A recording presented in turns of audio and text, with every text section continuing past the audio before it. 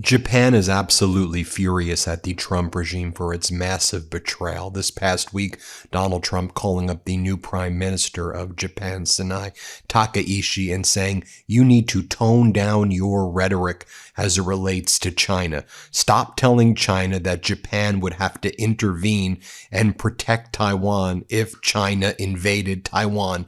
Japan has no right to do that, and stop offending China. And Japan is like, what are you talking about? Aren't we supposed to be your biggest geostrategic ally in this region? You're going after us for saying something that we thought was consistent with where the United States was about protecting Taiwan, and we're not raising the temperature at all. It's China who's been engaged in all of these very furtive, very aggressive actions against Japan and others in the region, and is posturing like it's going to invade Taiwan. And you're telling us to tone down the temperature for simply saying in response to an invasion, Japan would have to do something.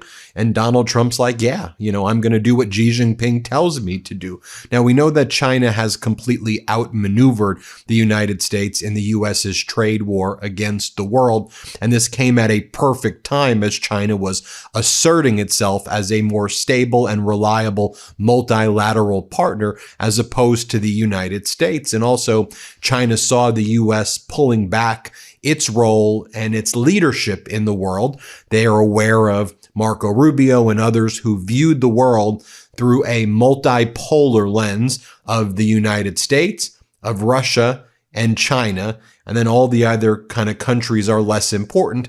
And that's the framework with which Donald Trump sees something, throwing our allies in Europe and Canada, Australia, and elsewhere under the bus and not paying attention, or just being outright hostile to that, or taking on a conquest type mentality, which is what Donald Trump does with Canada, 51st state, or Greenland, or, in other places like that.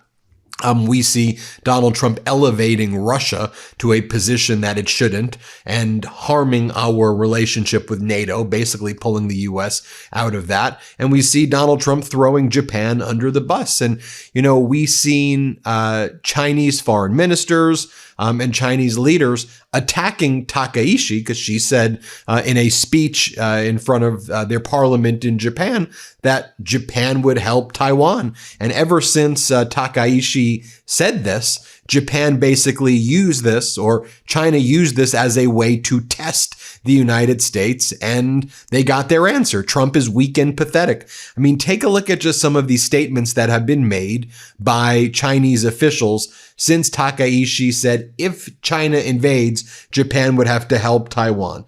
This is from China's Defense Ministry spokesperson, Jiang Bin. If the Japanese side dares to cross the line even half a step, it will inevitably pay a painful price. She said what she should not say and crossed the red line that should not be touched. That's from China's Foreign Minister Wang Yi. You have China's Taiwan Affairs Office spokesperson. We will crush all foreign interference. This is from China's Consul General in Osaka. The intruding dirty neck must be cut off without a moment's hesitation, saying that the Prime Minister of Japan's neck should be cut off and her blood poured throughout Japan. You have Fu Kang, China's permanent representative to the UN, saying, if Japan dares to intervene in the situation in Taiwan Sea by force, it will constitute an act of aggression. And then you have an editorial in the People's Daily, China's official newspaper. Any revival of Japanese militarism will be stopped, and Japanese actions are dangerously erratic. And again, this was Japan saying, if China invades, here's what Japan is going to do. I want to play this for you right now, too, because China plays an important role in this region, despite Donald Trump not wanting to acknowledge that at all. Let me show you what the Prime Minister of Singapore had to say, Lawrence Wong. Here's what he said at a speech that he gave in the past few weeks about how important Japan is in this region, but the United States is now, I think, undermining Japan's ability to project that strength. But play this clip. And we have put the history aside and we're moving forward. And it's quite striking that survey after survey shows that Japan is the #1 trusted great power in Southeast Asia. And so Singapore and all the Southeast Asian countries support Japan playing a bigger role in our region, including on the security front, because we think that provides for some stability in the region. Now, Prime Minister Takaishi refuses to discuss what was said to her on that phone call by Donald Trump, when it's believed that Donald Trump threatened Japan not to or to tone down the temperature against China. Now, we know that Xi Jinping said that he had a very productive call with Donald Trump about Taiwan.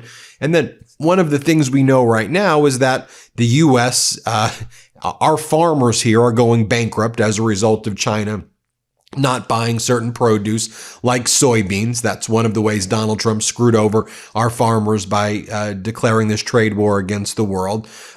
Last year, China purchased 27 million metric tons of soybeans. This year, 0. They've now elevated or escalated it to about 300,000 metric tons. They claim they're going to buy 12 million metric tons, which would still be 15 million metric tons less than last year. And now the United States is going to have to bail out its farmers. But China's yet to actually buy the millions of metric tons it's promised this year. We'll see if they do that. Instead, they've bought it from Argentina and they bought it from Brazil and replaced the United States soybeans that way. Also, China has placed these export controls on their rare earth elements, their REEs, that the United States relies on for building, these magnets, that the United States, all of our technology uses these rare earth elements. These export controls never existed under former President Biden. They put them in place under Donald Trump, and they keep on testing Trump and seeing how weak he is over and over again. And I think when Prime Minister Takaishi of Japan made that statement as a defensive statement, it wasn't an offensive statement, right? If China invades, Japan will do this. That's the posture of her statement. I think then China wanted to test Trump and say, all right, because of that statement, you need to go and tell Japan to back down. And they wanted to test Trump to see if Trump would go and tell America's biggest geostrategic ally in the region to stand down. And that's precisely what Trump did, which is incredibly humiliating. I'm Ben Meiselas from the MeidasTouch Network, here to tell you we are supported by MS Now. We the people, in order to form a more perfect union. These words are more than just the opening of the Constitution. They're a reminder of who this country belongs to and what we can be at our best. They're also the cornerstone of MS Now, whether it's breaking news, exclusive reporting, election coverage, or in-depth analysis. MS Now keeps the people at the heart of everything they do. Home to the Rachel Maddow Show, The Briefing with Jen Psaki, Deadline White House with Nicole Wallace, and more voices you know and trust. MS Now is your source for news, opinion, and the world. Their name is new, but you'll find the same commitment to justice, progress, and the truth you've relied on for decades. Same mission, new name, MS Now. Learn more at ms.now. That's ms.now. There's another thing going on in the region as well, or going on in Japan. The United States military is kind of roaming around the streets there in Japan, and they are just pissing people off. So there's a few videos circulating in Japan right now.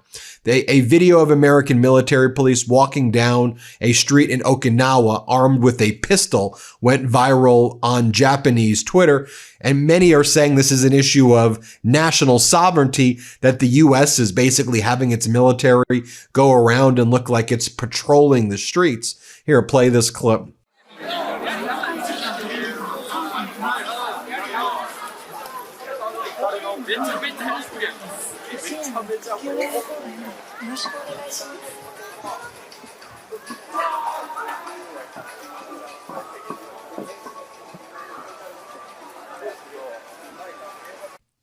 And then I'll show you another clip right here of the United States military. In this case, they happen to body slam and detain an American civilian who was visiting because they were asking people to show their IDs. And this person's like, I'm not showing you my ID. So they body slammed him on the ground and then they released him. And the guy's like, so are you telling me you just go around and do this to Japanese people as well? Who knows how many videos like exist like this of the Trump regime doing this to like Japanese people that just haven't been released. This happens to be an American, you know, so the person released the video. But here, watch what happened. Let's play this clip. What the Yo, what are you doing?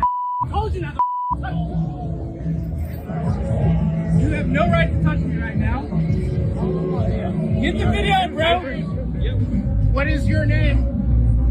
What is your name?